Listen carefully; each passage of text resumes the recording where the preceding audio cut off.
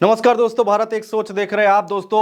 अब दूसरे फेज का मतदान खत्म हो गया है। 13 राज्य 88 लोकसभा सीटें जहां पर मतदान हो रहा था और इन पर क्या कुछ रुझान निकल कर अब आगे आ रहे हैं, किस तरह का माहौल है और किस तरह की कौन किस पर कितना भारी है। एक तरफ एनडीए गठबंधन यानी कि भारतीय जनता पार्टी का गठबंधन है, दूसरी तरफ इंडिया गठबंधन है। पूरे देश में जब चुनाव हुए तो किस तरह का माहौल देखने को मिल रहा है, राहुल गांधी की भारत जोड़ो न्याय यात्रा का कितना असर दिख रहा है इन दो फेजों में, वो हम समझने की कोशिश करेंगे। अलग अलग जो राजनीतिक विश्लेषक हैं, अलग अलग वर्ग के जो लोग हैं, उनसे हम बातचीत करने की कोशिश करेंगे लगातार कि आखिर 2024 का चुनाव किधर जा रहा है, ये जानने और समझने की हम कोशिश करने वाले हैं।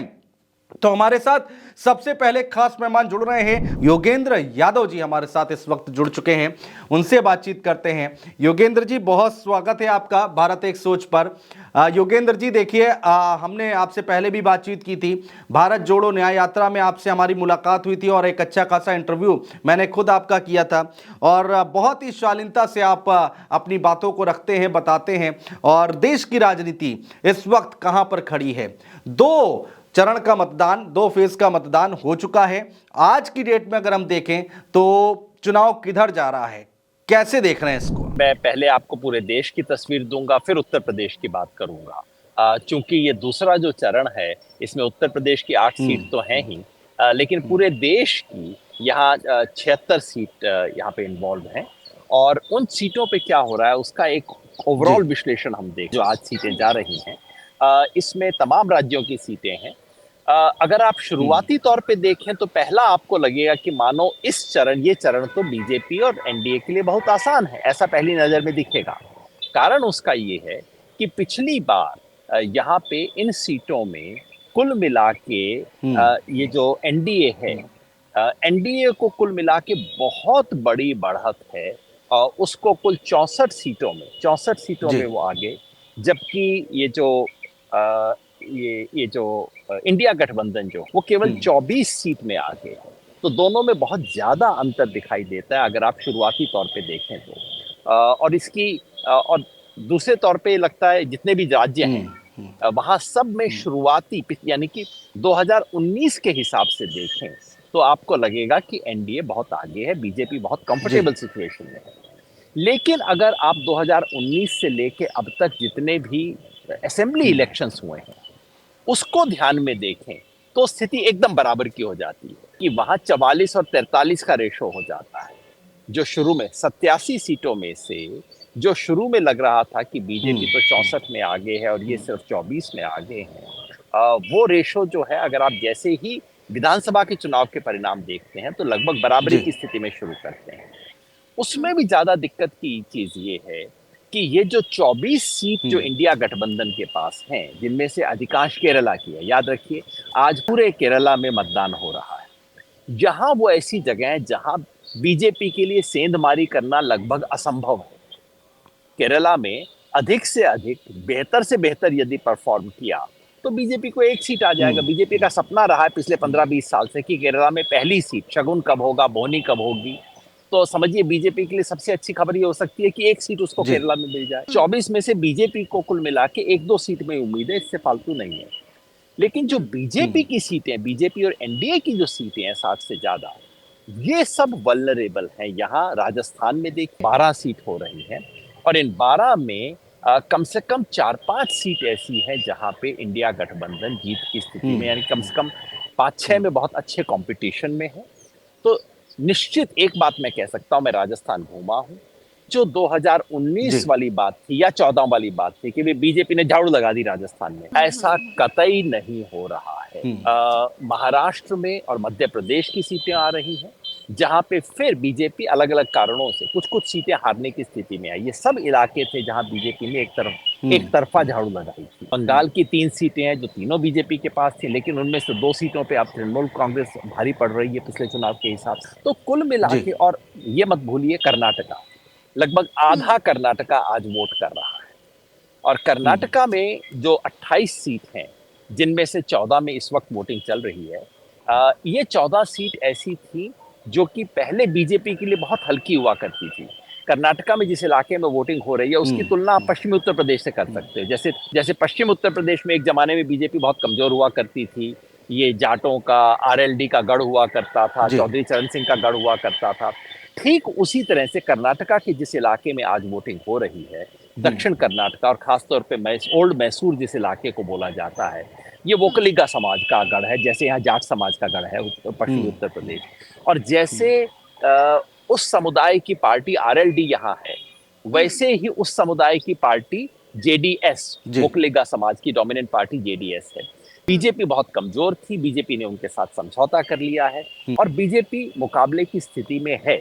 पिछली बार याद रखिए इन 14 में से 13 सीट बीजेपी या जेडीएस के पास थी, लेकिन जो भी रिपोर्ट है, सारी जमीनी रिपोर्ट कह रही है कि इनमें से कम आधी सीट पे इस वक्त बहुत तगड़ी लड़ाई है। उधर जी सिद्धरमैया की अपनी पॉपुलैरिटी है और इस सब के चलते पूरे इलाके में एक जो, और सिद्धरमैया ने जो गारंटी दी है, 5 गारंटी कांग्रेस की, उन सब के बारे में भी चर्चा है। तो इन सब के चलते एक वहां पे भी बीजेपी कहीं ना कहीं नुकसान की स्थिति में है। बिल्कुल योगेंद्र जी, बहुत शुक्रिया हमारे साथ जुड़ने के लिए, अपने एक्सपर्ट कमेंट देने के लिए हमारे साथ आप जुड़े, तमाम बातचीत की समय निकाला, उसके लिए बहुत शुक्रिया। हमारे साथ एक और खास मेहमान जुड़ रहे हैं, पुष्पेंद्र शर्मा, जो कि वरिष्ठ पत्रकार हैं और पश्चिमी उत्तर प्रदेश की अच्छी पकड़ रखते हैं। उनसे भी बातचीत करते हैं कि आखिर पश्चिम यूपी में किस तरह का माहौल, और 8 लोकसभा सीटों पर जो चुनाव हुए हैं, इससे पहले फर्स्ट फेज में जो 8 लोकसभा सीटों पर चुनाव हुए हैं, उस पर हम बातचीत करना चाह रहे हैं, और जो पहले फेज से लेकर अब तक क्या कुछ माहौल देख रहे हैं। पुष्पेंद्र जी, बहुत स्वागत है आपका। पुष्पेंद्र जी, अब दूसरे फेज का भी मतदान खत्म हो गया है, कैसे देखा जाए इसे? और आपके दर्शकों का भी मैं अभिवादन करता हूं। और देखिए, पहले चरण ने बहुत से लोगों को अलर्ट कर दिया और उन्हें जगा दिया। जो बड़े आराम से 400 पार और 80 में से 80 की बातें कर रहे थे, उनकी नींद सी उड़ गई और लगातार संघ में और सब जगह बैठकें हुई कि किसी तरह मतदान प्रतिशत बढ़ाया जाए, नहीं तो खतरा बढ़ न जाए। और इसमें उन्होंने बहुत कोशिशें की, निमंत्रण पत्र और लगभग हर घर में पर्ची पहुंचाना, जहां जहां से मेरी जानकारी है। संघ के कार्यकर्ताओं ने खुलकर मेहनत की और बहुत सारा काम किया है। तो मुझे लगता है जो आपके मुंह से अभी निकला कि मतदाता बहुत जोश में है, मुझे लगता है कहीं ना कहीं इसकी भी भूमिका है। उधर प्रशासन भी सजग हुआ, चुनाव आयोग की आलोचना हुई, सब मशीनरी की आलोचना हुई कि भाई इतना वोट कम क्यों पड़ा। मुझे लगता है एक तो उसका नतीजा है। और जैसा आपने कहा, कबाड़ा शब्द तो मुझे नहीं पता, लेकिन हाँ, भारतीय जनता पार्टी के लिए पहला चरण बहुत खतरे वाला था। और अगर पारंपरिक रूप से देखें और हम पश्चिमी यूपी की बात करें, तो जो आज मतदान हो रहा है वहां पर थोड़ी सी हवा इनके अनुकूल रही है। अगर 2-4 सीटों, एक सीट की हम बात करेंगे, पर वो थोड़ी अनुकूल रही है। कुछ जगह पे प्रत्याशी बदलने से और रालोद का गठबंधन करने से तो कहीं प्लस हो रहा है, कहीं माइनस हो रहा है। वो सारे झंझावातों के बावजूद इनकी राह उस चरण के मुकाबले अगर मैं तुलना करूं तो थोड़ी सी बेहतर है। देखिए, मंगलसूत्र का जवाब तो आपको मिल ही गया होगा। जो प्रियंका गांधी ने कहा था वो, और उसके बाद बहुत से वीडियोज आए हैं जिसमें मुस्लिम ये कह रहे हैं कि अगर हमारी हिंदू बहनों का मंगलसूत्र की बात आएगी तो हम अपनी जान कुर्बान कर देंगे। तो इस देश को बहुत से झंझावात इस देश ने देखे, दंगे भी देखे, जातीय हिंसा भी देखी, लेकिन फिर ये देश हमेशा उठ खड़ा होता है। और राजनीतिज्ञों की बातों से इतर एक अपना चरित्र है हर एक भारतीय का, और हर एक भारतीय का जो डीएनए है वो कहीं ना कहीं इकट्ठे रहने का और इकट्ठे जीने मरने का एक परंपरा है। तो वो बहुत छोटी छोटी सी बातों से, और खासतौर पे चुनाव के दिनों में जब ऐसी बातें होती हैं तो घर में बैठे बड़े लोग भी कह देते हैं कि भाई भावनाओं में मत आओ, ये चुनाव के जुमले हैं इस समय पे, तो थोड़ा शांत रहो। लेकिन हाँ, जो मुद्दे हैं इस क्षेत्र के, बहुत सारे ऐसे मुद्दे हैं जिन्होंने कहीं ना कहीं महिलाओं में, मतदाताओं में उत्साह भर रखा है, और उसके बहुत से कारण हैं।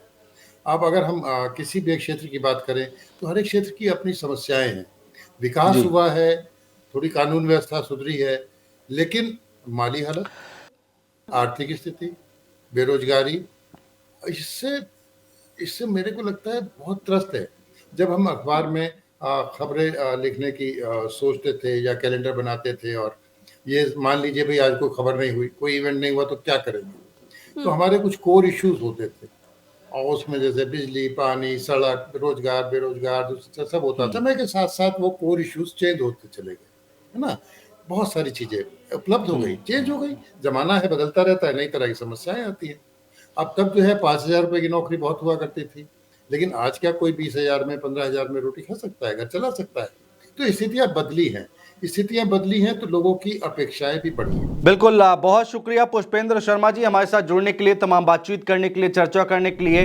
देखिए, हम लगातार अब जो अलग अलग पत्रकार हैं उनसे हम बातचीत कर रहे हैं, वरिष्ठ पत्रकार हैं और अच्छी खासी पकड़ राजनीति पर रखते हैं, पैनी नजर रखते हैं। तो उत्तर प्रदेश की राजनीति हो या फिर देश की राजनीति हो, कहां पर क्या कुछ हो रहा है वो समझाने की हम कोशिश कर रहे हैं। हमारे साथ इस वक्त चौधरी पुष्पेंद्र सिंह जी जुड़ गए हैं, किसान नेता हैं, और उनसे हम जानने की कोशिश करेंगे कि पश्चिमी उत्तर प्रदेश का किसान किधर जा रहा है, जाट समुदाय किधर जा रहा है। चौधरी पुष्पेंद्र सिंह जी, बहुत स्वागत है आपका।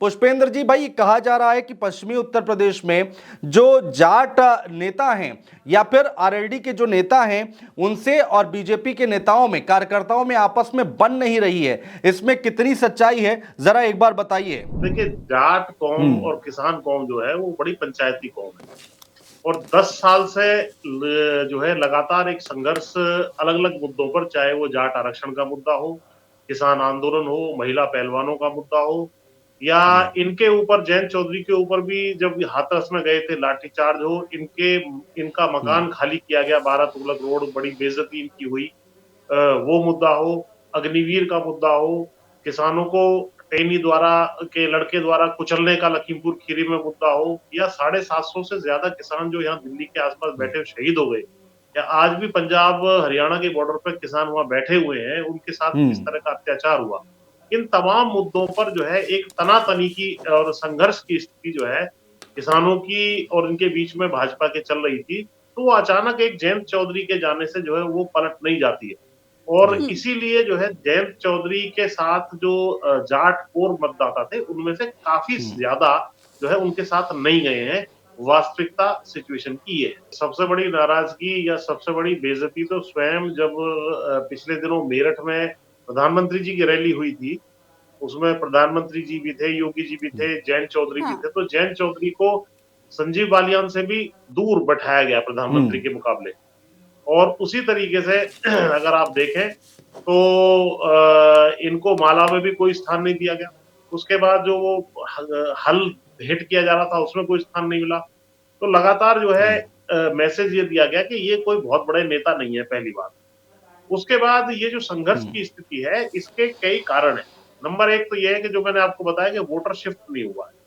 दूसरा, भाजपा कभी भी ये नहीं चाहती थी कि बहुत ज्यादा तवज्जो हमें जो है जयंत चौधरी को देनी है, या जयंत चौधरी की पॉलिटिक्स को खत्म करने के लिए उनको यहाँ लाया गया है। वास्तविकता ये है। और मुजफ्फरनगर की अगर मैं बात करूं तो मुजफ्फरनगर में इनसे जो सहयोग अपेक्षित था, जो जाट वोट बालियान साहब जो है हारने की जो स्थिति में है, वो चाहते थे कि जाट वोटों को शिफ्ट किया जाए जयंत चौधरी जी के माध्यम से, लेकिन वो नहीं करवा पाए। वास्तविकता तो ये हुई कि जयंत चौधरी के लोगों में मैसेज ये गया कि भाई, और वास्तविकता भी थी कि भाई जो संजीव बालियान ने पिछली बार 6,500 वोटों से चौधरी अजीत सिंह को हराया था, उसके हार का बदला लेना है हमें, और उन्होंने जो है क्रॉस पर्पस पे काम किया।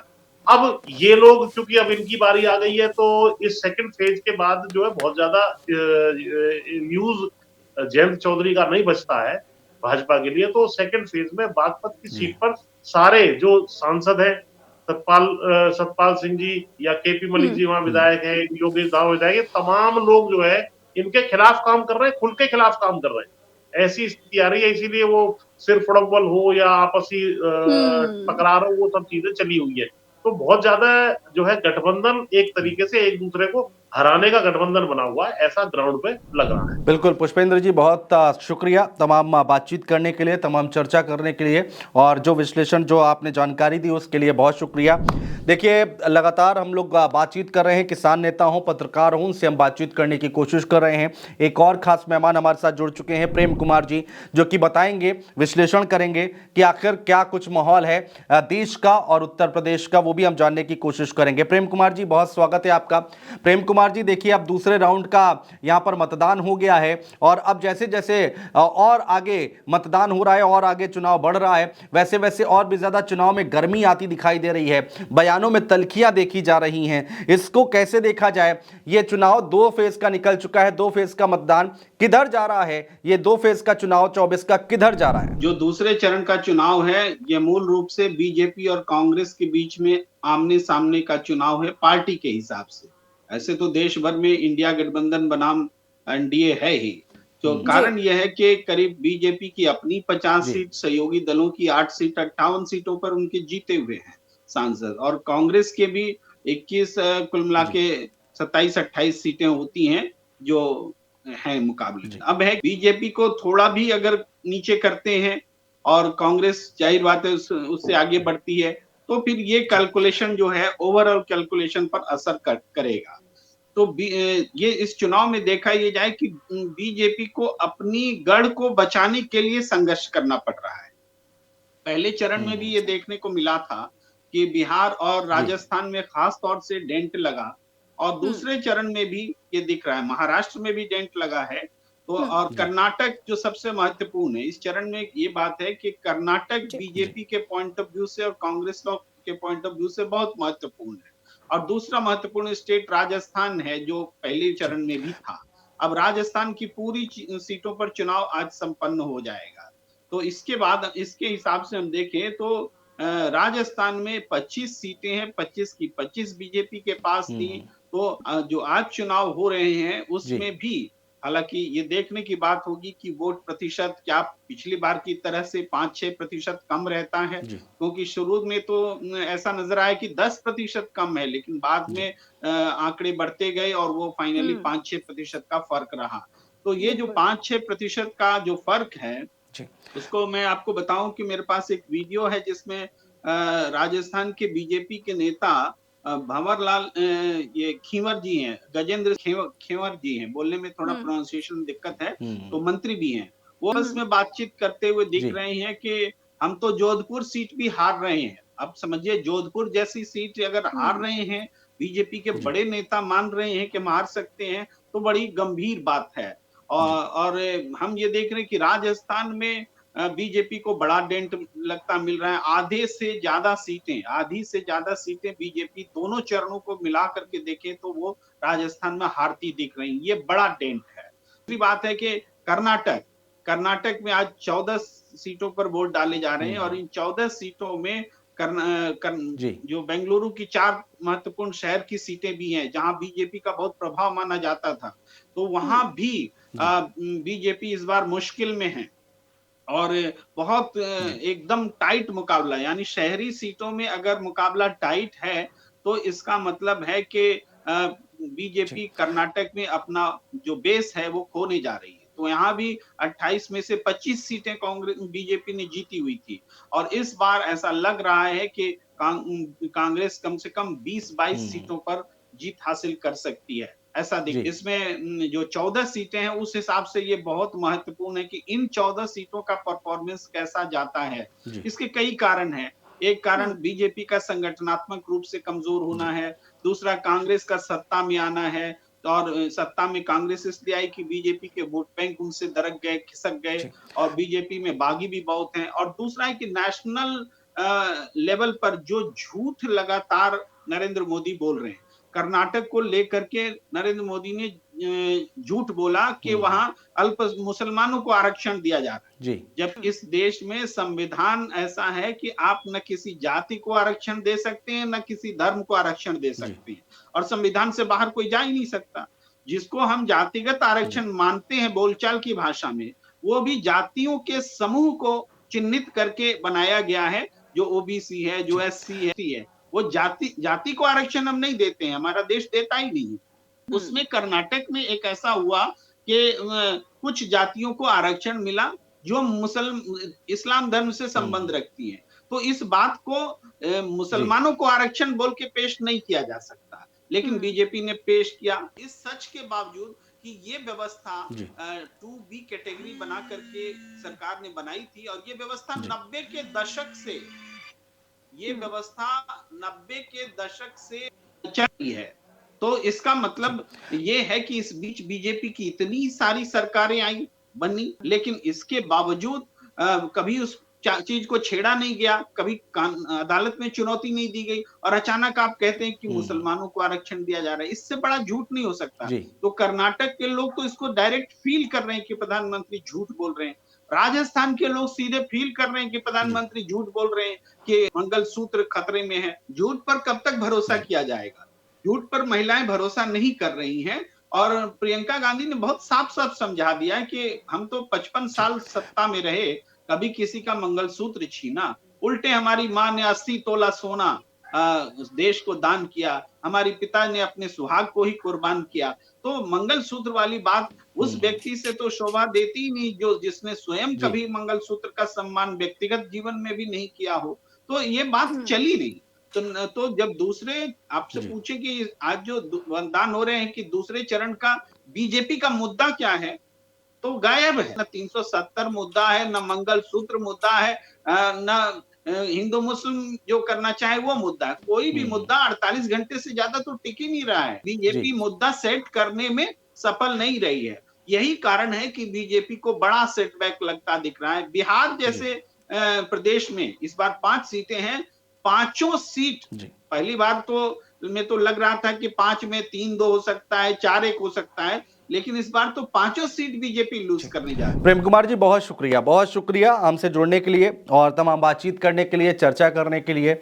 आपका जो विश्लेषण है बहुत महत्वपूर्ण है। बहुत शुक्रिया हमारे साथ जुड़ने के लिए। देखिए एक और बड़ा नाम देश में और वो हमारे साथ जुड़ रहे हैं, अशोक वानखेड़े जी। अशोक सर बहुत स्वागत है आपका। अशोक जी ये जो सेकंड फेज का चुनाव खत्म हुआ है, मतदान खत्म हुआ है, इसको कैसे देखा जाए? कौन किस पर कितना ज्यादा भारी होता दिखाई दे रहा है? क्या इस बार राम मंदिर की लहर है? क्या इस बार इंडिया गठबंधन कुछ कमाल करने जा रहा है? भारतीय जनता पार्टी कितनी मजबूती के साथ चुनाव लड़ रही है? इधर राहुल गांधी और उनके साथ जो गठबंधन में लोग हैं वो कैसे चुनाव लड़ रहे हैं? उत्तर प्रदेश की भी 8 लोकसभा सीटें थी जिन पर मतदान हुआ है। कैसे देखते हैं इस चुनाव को इस बार? क्योंकि बीजेपी लगातार किसान आंदोलन के खिलाफ बोल रही है। किसान आंदोलन और जाट साथ में जाते हैं।